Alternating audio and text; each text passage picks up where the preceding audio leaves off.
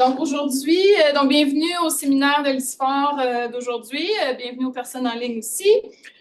Aujourd'hui, on a le plaisir d'accueillir la professeure Heidi Asbjornsen. Did I say that okay? All right. Heidi Asbjornsen. No, I'm not going to say it again. Qui nous vient de l'Université du New Hampshire. Là-bas, elle travaille en écologie forestière, donc elle travaille à l'échelle de l'écosystème, en foresterie appliquée. Elle a aussi maintenant des projets en agroforesterie. Puis aujourd'hui, elle va nous présenter. C'est une présentation en 2 temps parce que Heidi me disait qu'elle ne pouvait pas choisir entre 2 sujets qui l'intéressaient beaucoup.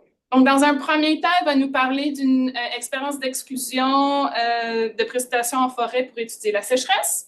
Dans un deuxième temps, elle va nous parler d'un nouveau projet qu'elle a en agroforesterie en milieu tempéré. Donc, you have 45 minutes for the presentation, and then we'll keep 15 minutes for questions at the end. Okay. Maybe I'll take questions after the first. Sure. Is that all right? Okay. And I don't know if I can get the little thing. If I press OK on that. Let's try that. Oh, that's better. And then maybe the other one there. Oh, I think it's. Oh. Yeah. Okay, great. Okay. Perfect. All right, bonjour. I'm sorry, but I don't speak French. Maybe 5 words in English, but I would like to first thank Audrey and David for inviting me to come here and visit the campus and give this presentation. I've been following the really exciting research that's come out from ISFORT scientists over the past several years, so it's a real honor and a pleasure to have this opportunity to be here and to meet many of you and learn more about your research. So as Audrey mentioned, I'll be dividing my presentation into 2 parts. So first I'll talk about some of the research from my lab focused on drought, and then the second part will focus on agroforestry, temperate agroforestry, new project that we're just starting. So these photos here are of precipitation manipulation experiments that they remove through fall using a system of gutters and panels to create an extreme drought. And what I'll be talking about is how we can use these experiments to learn more about forest resilience and thresholds to drought.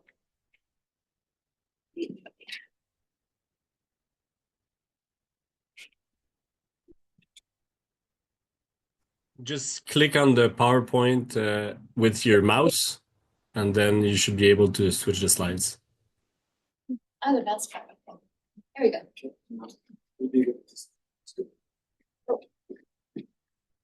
Yeah. Okay, there we go. Great.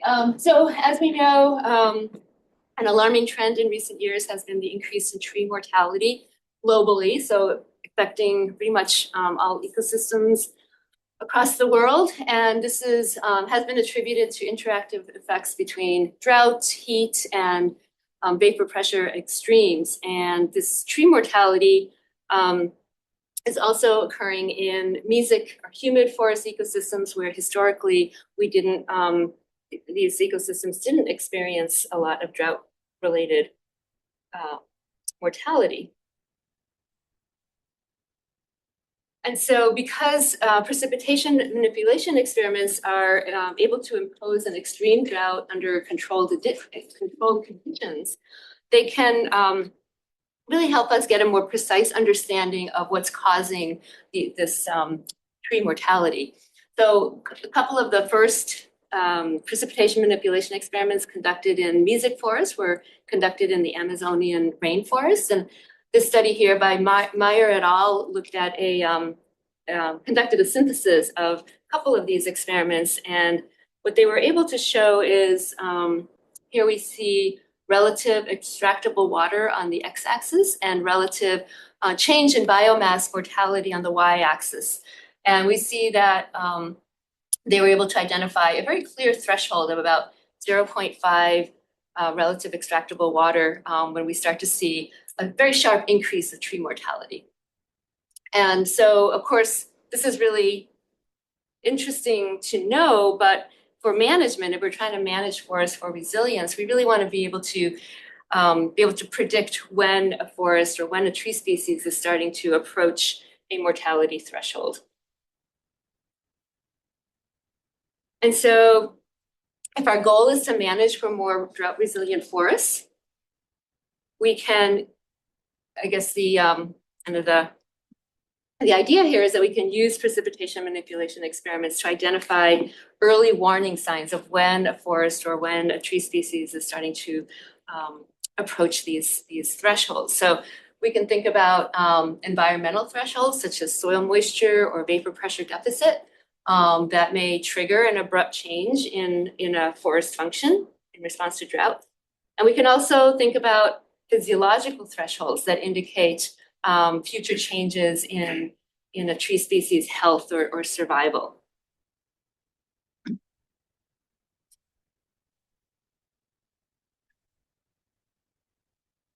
So when we think about these precipitation manipulation experiments, they're really creating a soil drought. But we know that forests or trees are also, they can experience moisture stress, but they're also vulnerable to vapor pressure deficit and atmospheric stress. So we can see here, according to this one analysis, we can see that about 71% of the global area is controlled by soil moisture. So these are, sorry, I skipped over a slide. I'm just going to go back to, so I mentioned that to understand these environmental thresholds and physiological thresholds, there's an initiative called Drought-Net, which consists of a global network of about 139 sites worldwide that is looking at using these passive precipitation removal experiments to simulate a 1 in 100 year drought. So you can see these structures here. Most of these sites are in grasslands or in shrubland ecosystems, and very few are actually in forest ecosystems. So about 10 of these are in forested ecosystems. You can see those in the map here.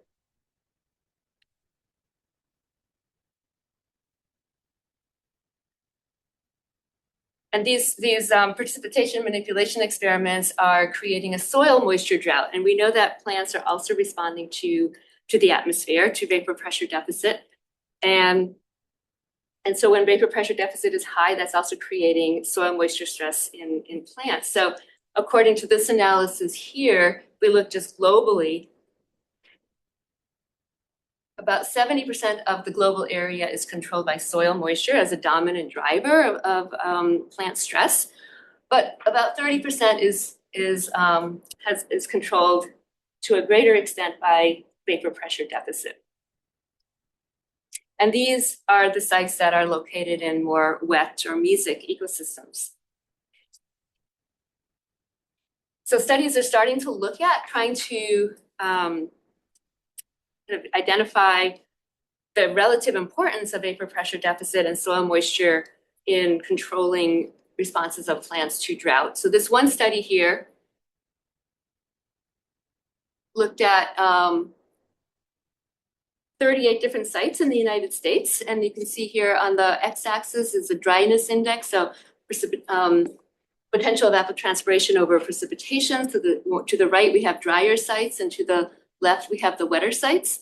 And then on the y-axis, we have the relative importance of vapor pressure deficit versus soil moisture to driving plant response in terms of evapotranspiration. So we see that the wetter sites, so these are the more mesic forest ecosystems, are more strongly controlled by vapor pressure deficit.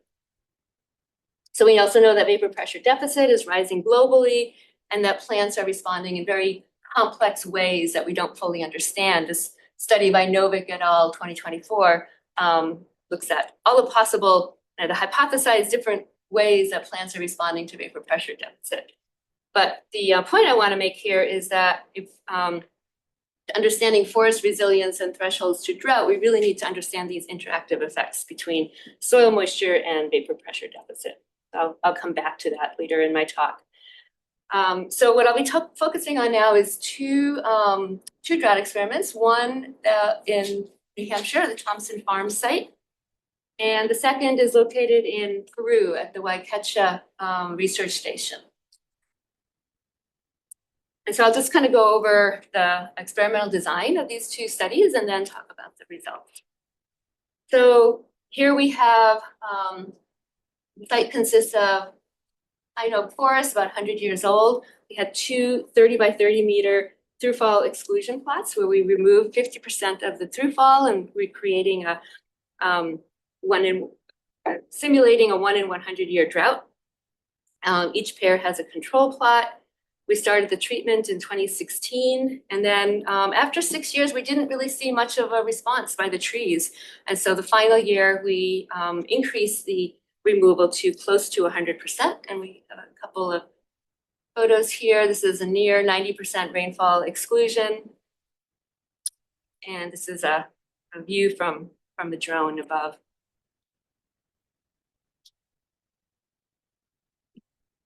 This is just showing the effective throughfall in the control plots in the blue and the drought plots in the red. And you can see here we had a couple of years that were quite dry. And then by the 7th year, we created a very extreme drought with the 100%, near 100% throughfall exclusion. And you can see here the trends in soil moisture, that soil moisture was significantly reduced in the drought experiment. So this is the cloud forest site, and we have one exclusion plot, 30 by 30 meters with a control plot. This site was near 100% exclusion for all 7 years of the experiment thus far, and it's still ongoing today. And this is just showing the trend in soil moisture for the for the first 3 years of the experiment. And the dark lines, or the black lines, are the controls. The red lines are the drought plots, shallow soils and deep soils. And you can see that down to 0.5 meter, very little water was available to the plants at this site. Okay, so an important physiological response in plants to moisture stress is reducing their transpiration by controlling their stomates, right? So although conducting these experiments in forest ecosystems is really challenging, we do have the advantage that we have tools to actually measure water use in plants. So we can use these sap flow sensors to measure continuously sap flow response. So that's what we did in these two experiments. We measured sap flow. We also measured change in diameter increment using dendrometers, and we measured soil moisture, temperature, and relative humidity.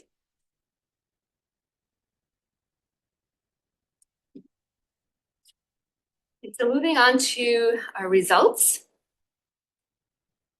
So here we see the results for soil moisture thresholds for the temperate forest site. And I'll just kind of walk you through this one site, and then we'll look at the results from the cloud forest site. So this graph shows the relationship between volumetric water content in the soils and sap flux on the y-axis.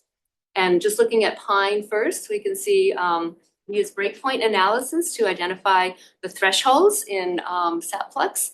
And we see here that for pine, once soil moisture reaches about 0.15 volumetric water content, we see a sharp reduction in its sap flux. So here the red represents the drought plots, and the blue the control. But for oak, doing the same analysis, we see that this the soil moisture threshold is quite a bit lower, so 0.1 volumetric water content before oak starts to reduce significantly its sap flow. So these differences in the threshold behavior of these two species is also is related to their different adaptive strategies to respond to adjust to moisture stress. So white pine's higher threshold relates to its more conservative strategy. So it's an isohydric species, and it starts to reduce its transpiration in response to declining soil moisture much sooner as a conservative way to reduce its drought stress. whereas red oak is more of an anisohydric species, so it's able to continue transpiring even when soil moisture becomes quite low. Here we see the results for the cloud forest. And we had 3 different species here. And we see that these species also responded, they have different thresholds of soil moisture, but they also show quite strong threshold behavior, just as in the temperate forest.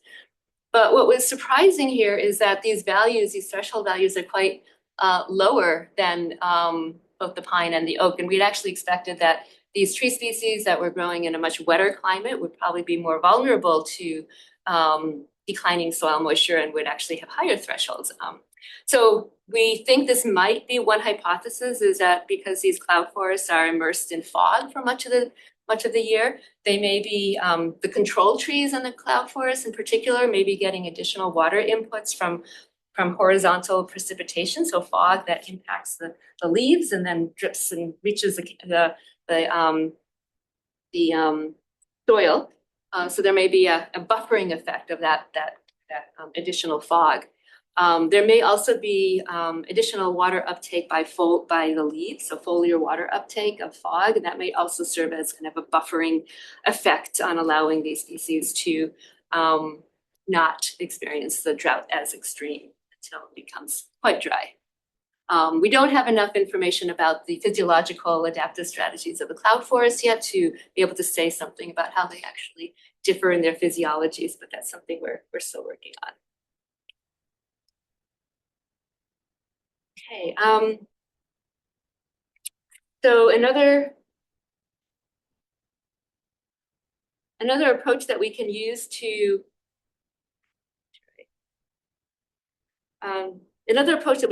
understanding physiological thresholds is using carbon isotopes as an indicator of how these species are adjusting their water use efficiencies in response to drought. So these results here show the carbon isotopes in tree rings on the y-axis, and then in relation to growing season precipitation for the first 2 years of the experiment, and then compared to the background pre-treatment levels prior to the experiment. So here we can see that pine continuously increases its water use efficiency in response to drought. So at very low soil moisture, low precipitation values, it is increasing its water use efficiency, and this is a linear relationship for pine. If we look at oaks, again, we see a more threshold response in the oaks. So it's only when we have very low precipitation that the oaks actually start to reduce their water use efficiencies. So once again, this agrees with these species contrasting drought strategies. It's only when oak is really pushed past its environmental threshold that it responds physiologically. So we think about oak as being more fairly well adapted to moderate drought, and it's only when drought becomes quite extreme that the oak actually will start to experience more stress.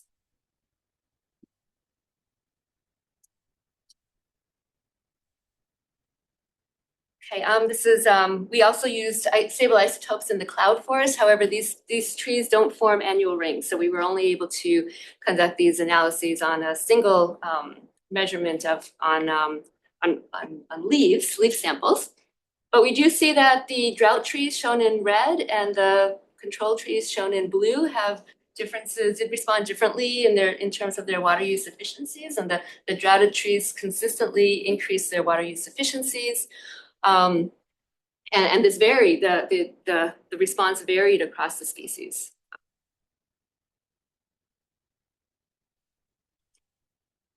Okay, so I mentioned early on that vapor pressure deficit plays an important role in controlling drought response, especially in mesic, humid forests. And so I'd like to look at this a little more closely here. So we explored the relationship between maximum daily vapor pressure deficit on the x-axis and sap flux on the y-axis. And we then stratified these data and looked at how this relationship changed when soil moistures were very dry. So the darker red lines are dry soil moisture conditions, and then the darker blue lines are more wet soil moisture conditions. And then these horizontal lines here show the kind of peak sap flux for each of these soil moisture conditions. So as we'd expect, as vapor pressure deficit increases, both species, the pine and the oak, we start to reduce their sap flux. But we do see differences in their threshold behaviors. So pine, we can see here that even when soil moisture is quite high for the blue line, it still exhibits this threshold behavior at intermediate levels of vapor pressure deficit. It's decreasing its sap flux. Whereas the oak, again, a much more linear relationship. It's only under the dry soil conditions that it is starting to respond by reducing its sap flux. Looking at the cloud forest species, we see that one of the species, Clusia, responds much more similarly to the oak. It doesn't show very strong threshold behavior under high moisture conditions, whereas these other two species behave more similarly to pine. They're showing more strong threshold responses in response to increasing vapor pressure deficit, even at relatively high soil moisture. So the main point I want to make here is that in these mesic forest tree species, these interactive effects of soil moisture and vapor pressure deficit are really important in determining where these physiological thresholds are occurring. Okay, we also looked at, oh my goodness, basal area. So just quickly here, one interesting finding is that the growth reduction was very similar for both oak and pine. We had expected oak to maybe not experience as much of a growth reduction because it's continuing to photosynthesize even under drought stress, but we did find that oak allocated more of its carbon below ground. So total production of the oak species was higher than the pines. Basal area increment in the cloud forests, we see here the drought plots, the controls, and we also had a fog reduction experiment here, but the drought plots showed more than half of, less than half the amount of basal area growth than the controls. Okay, so just returning to, well, how can we apply this information about thresholds and resilience and using them as early warning signs? How can we apply this to management? There's been a lot of interest in climate adaptive silviculture and particularly forest assisted migration, which I'm guessing you're all familiar with. But I guess the idea here is that these precipitation manipulation experiments can provide a complementary tool to some of these climate adaptive strategies. So forest assisted species migration, moving species outside their current range to areas where we anticipate future climate being suitable for these species. It's considered a risky approach because we don't know what the effects are going to be on things like invasive species and competition. So they can be quite controversial. But if we can use experiments like the ones we've been talking about to identify early on environmental and physical thresholds that can provide early warning signs of when a forest is starting to approach kind of a critical point, a threshold, that might indicate where the conditions do warrant going in and doing having a more drastic intervention like forest assisted species migration. So in conclusion, environmental and physical thresholds to drought, we've seen that they differ among species and they appear to align with their adaptive strategies. In these mesic forest tree species, interactions between both soil moisture and vapor pressure deficit contribute to determining threshold responses. Both temperate and tropical cloud forests, they're highly resistant. I didn't mention, but we didn't see any mortality or any significant dieback after 7 years. So they're quite resilient, and precipitation manipulation experiments can provide valuable insights on forest resilience and thresholds. And I think that an important area of future work is to look at how we can apply this knowledge to managing for increased drought resilience, including applications to forest-assisted migration. Great, so I'd like to thank funders and many research assistants that went into making this research possible, and thank you all for listening. We'll take a few questions, and then I'll talk a little bit about my agroforestry work. So.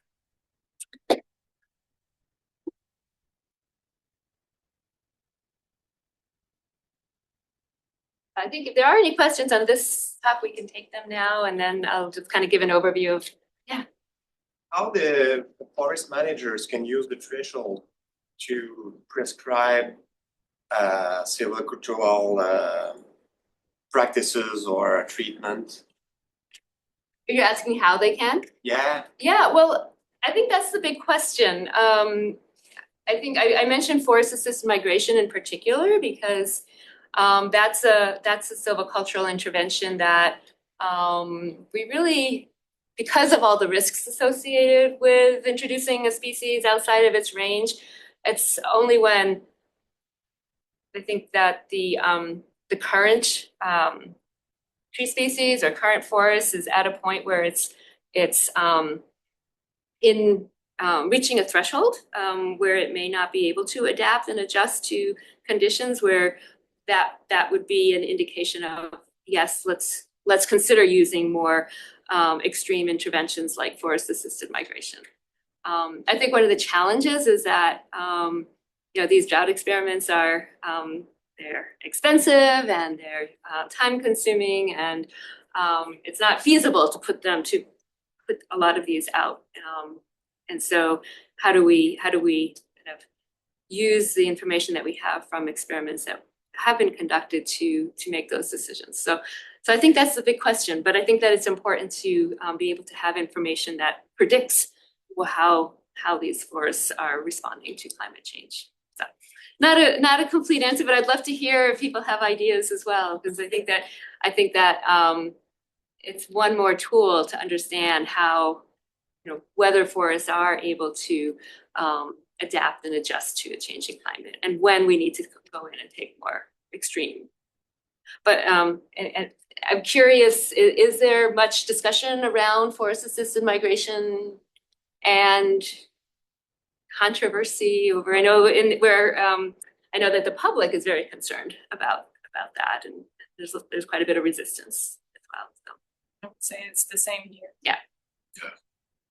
Just the feasibility of it, considering the size of the territory, the forest territory that we do have here in Quebec, in regards proportionally to our capacity of producing seedlings. And those seedlings are of species that we're not well aware of, like mass production techniques to generate the amount of seedlings that will be required. So it will be a drop in the lake. So what's the point of discussion? Yeah. Starting of working with actual potential, meaning that looking at the stands, looking at its composition, and making some kind of selective thinning that targets some species or some even shape or vigor status among the species is much more, I think, leading to some kind of success than any other big thinking around assisted migration, because the trees are already there. They have been adapting their own root systems to the actual formation of the site. They should have some kind of acclimatization process ongoing. So it's much more targeting those processes, I think, be profitable for generating like some kind of subcultural practices or best practices. My point. Yeah, and I think another intervention too that is maybe more feasible is doing thinnings to decrease the competition for water and water in particular. But again, we have early warning signals of when the forest is under a lot of stress, and then that would be a point to maybe go in and do some thinnings to try to increase the survival chances of those trees that are remaining. We have 2 questions online, but I'm also looking at the time. Let's keep the questions for the end. François, Noémie, on va garder les questions à la fin, OK? Je dois quitter, moi, alors ce sera pour une autre fois. Non, mais vas-y, François, d'abord. C'est I'm correct. gonna need some help to change the Okay. He's going to ask a question and I'll help Okay. the switch. I'll try to be short. Thank you for the presentation. We see that there are quite a variation in the values of the variables, physiological variables.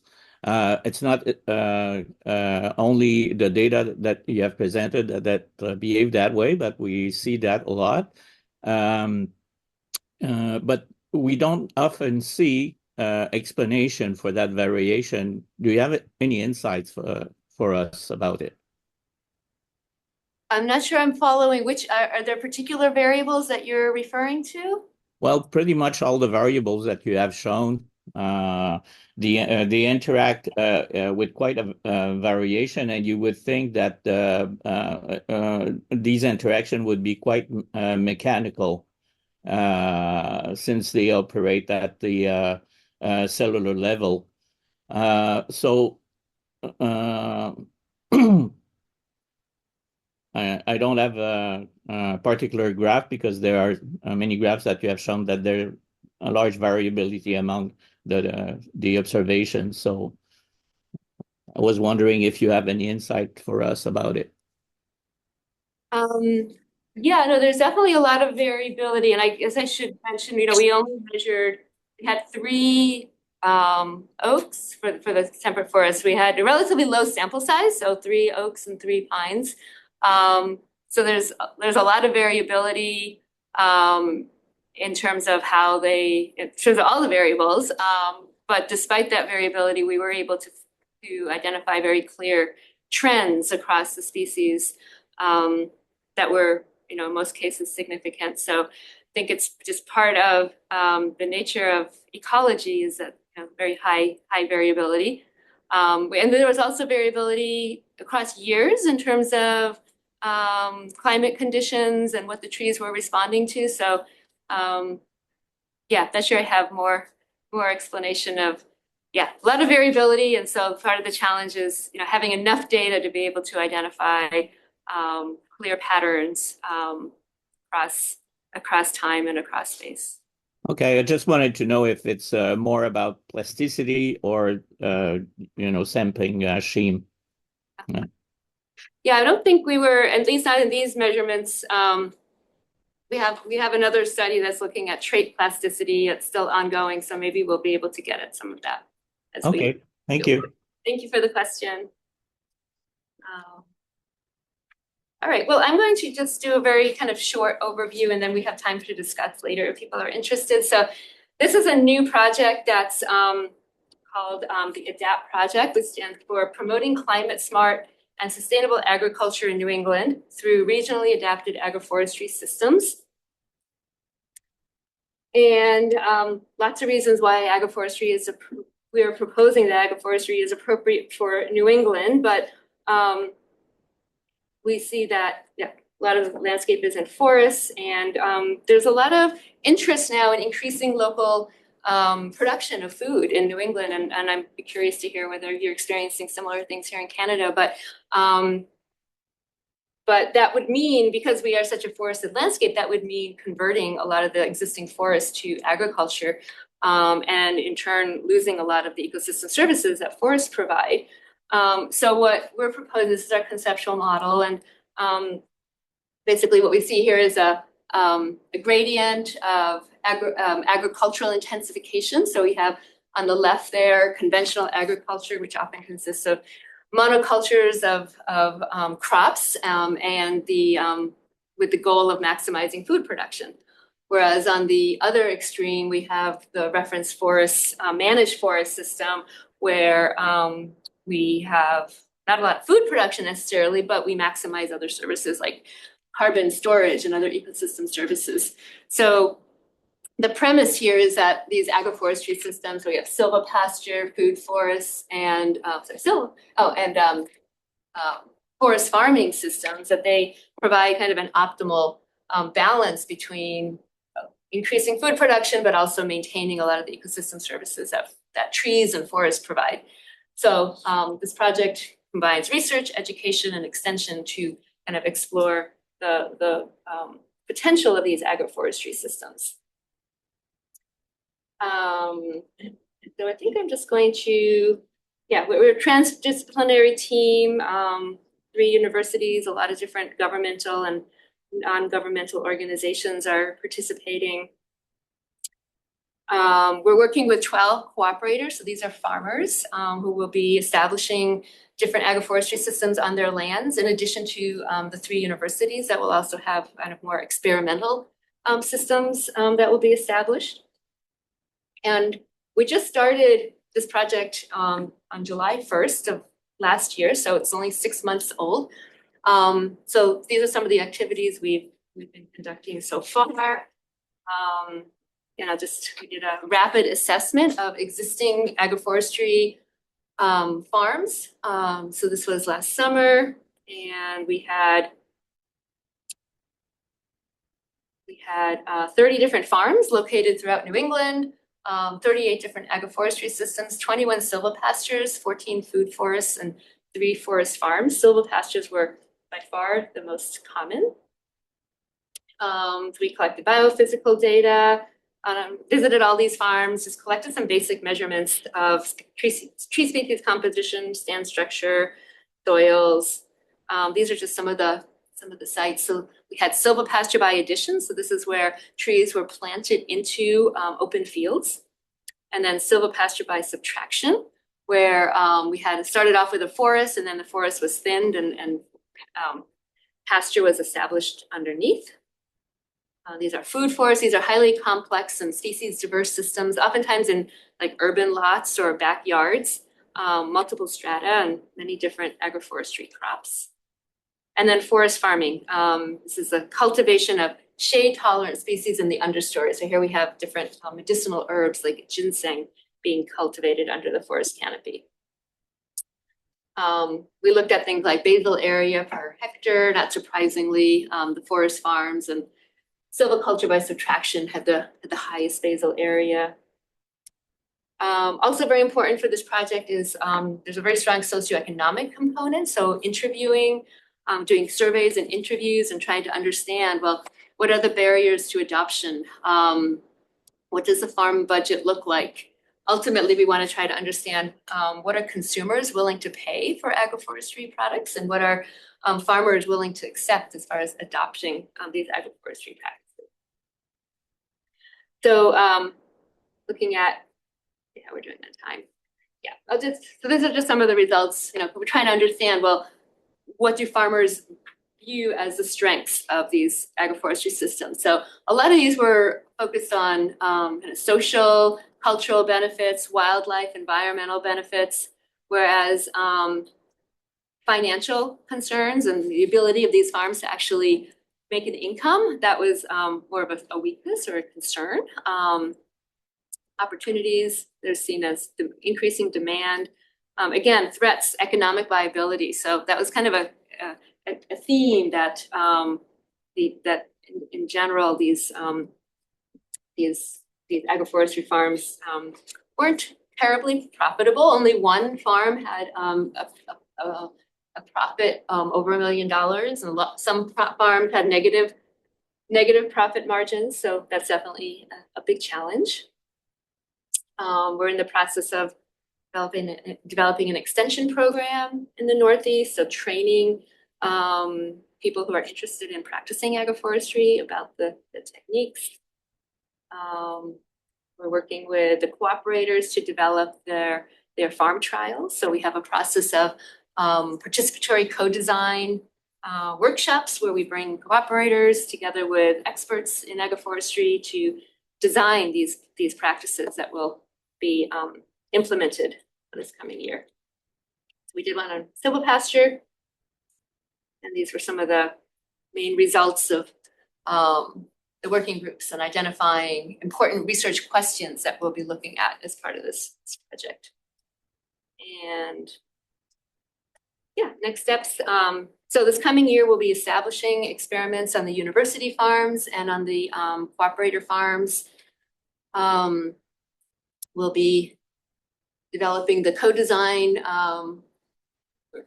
process for the forest farming and the food forest. So we're focusing on silvopasture first because it's the one that farmers in the region have the most experience with. We're still learning about the forest farming and the food forests and taking more time to develop that. And then the training course will start this year, focus on silvopasture and doing some educational programs as well. And the last thing I'll mention is that I think there are a lot of similarities between the landscape, the forests, the agricultural practices, and in Quebec and in New England. And so I think there would be a lot of opportunities for collaboration, and we're very open to opportunities to collaborate as well. So I think I'll just stop there. Thank you. And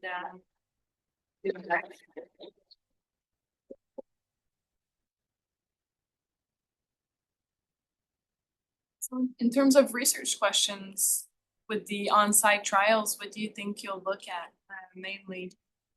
Yeah, so we're really framing it within the context of ecosystem services.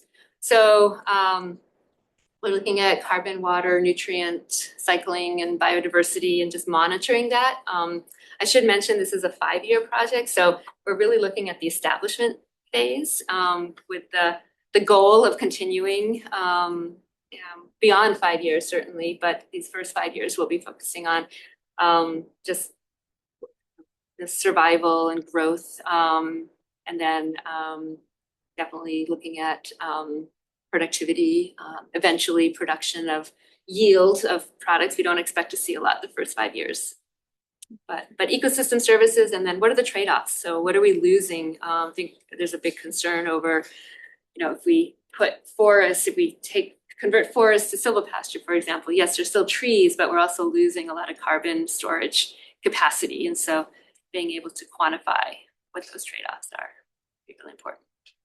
Thanks. Est-ce qu'il y a d'autres questions dans la salle? Yeah.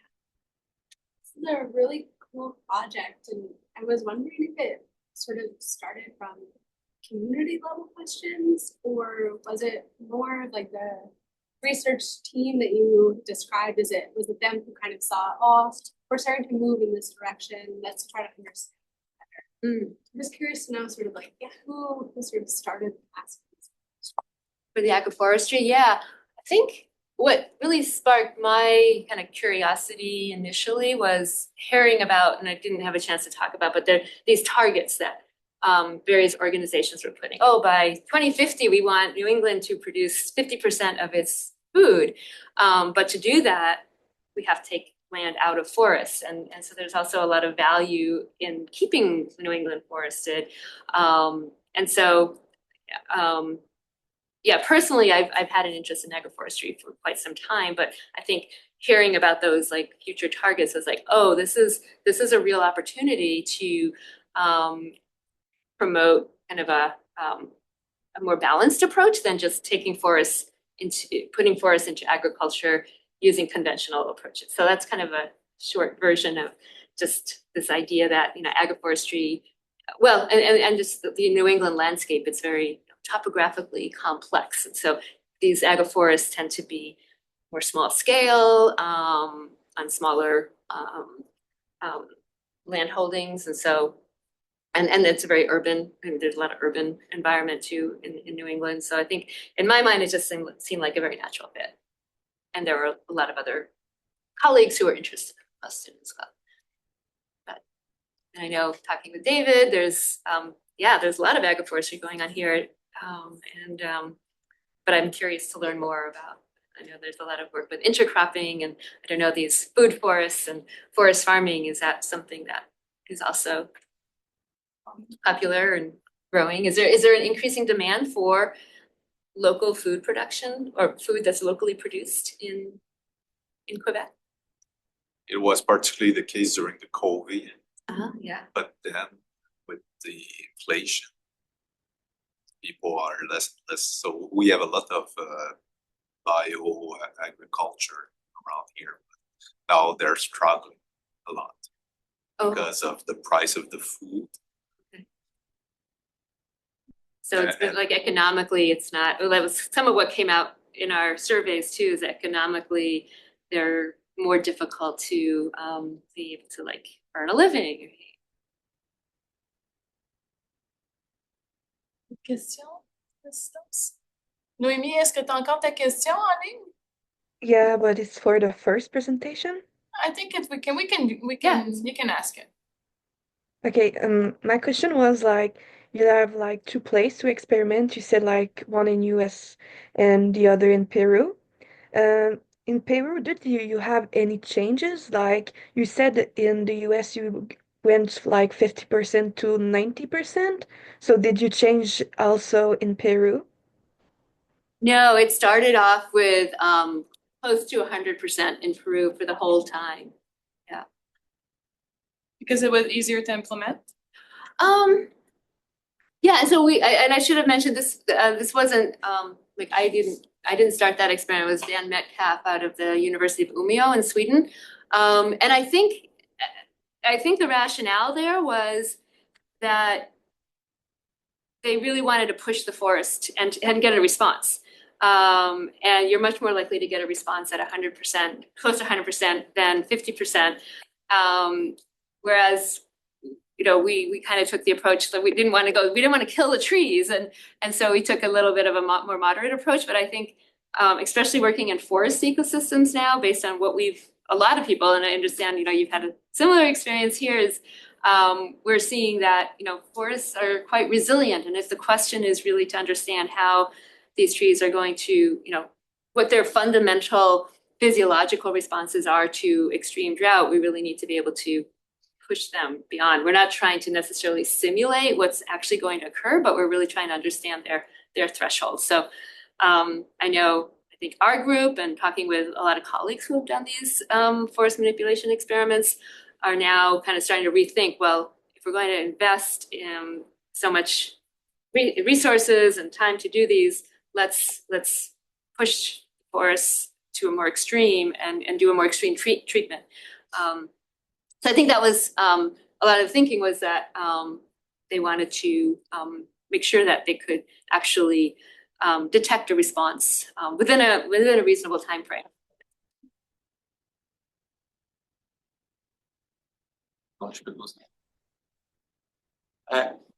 Can you give us more details about your agroforestry experiment, a pilot experiment at your university? For example, do you want to compare some agroforestry systems with the statu quo or agricultural controls? Is it the Yeah, so objective? there'll be a reference system. So the reference will be whatever the land use is prior to conversion to the agroforestry system. So it's a comparison. The specific details on the design of the three systems, we're actually like right in the middle of figuring that out right now. Okay. We have some ideas.